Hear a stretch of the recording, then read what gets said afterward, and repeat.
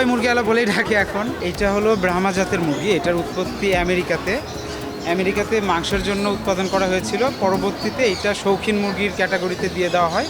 তারপরে এখন বাংলাদেশে মোটামুটি শৌখিন মুরগি হিসাবে সবথেকে জনপ্রিয় একটা জাত ব্রাহ্মা। এগুলোর দাম 15 থেকে 20,000 টাকা হয়ে থাকে। আমার কাছে প্রায় 28 থেকে 29 প্রজাতির মুরগি আছে, প্রায় 300-র মতো মুরগি আছে।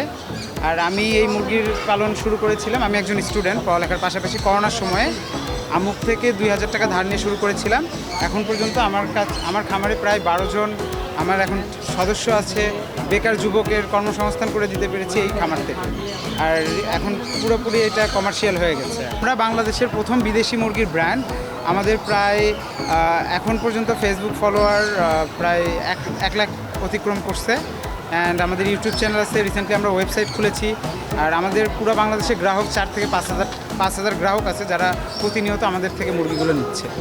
আমার বাসা হচ্ছে বগুড়া, আর সেখান থেকে আসছি এই মুরগিগুলো নিয়ে মানুষকে দেখানোর জন্য, মানুষকে জানানোর জন্য। আর হচ্ছে মানুষ সবসময় জানে যে শৌখিন বিড়াল, কুকুর এগুলোই মানুষের পোষা প্রাণী। মুরগিও যে পোষা প্রাণী হইতে পারে এই আইডিয়াটা মানুষের সামনে উপস্থাপন করার জন্য আমার এতদূর আসা আর মানুষকে দেখানো। এটা হচ্ছে ইউরোপের মুরগি, সিল্কি জাতের মুরগি।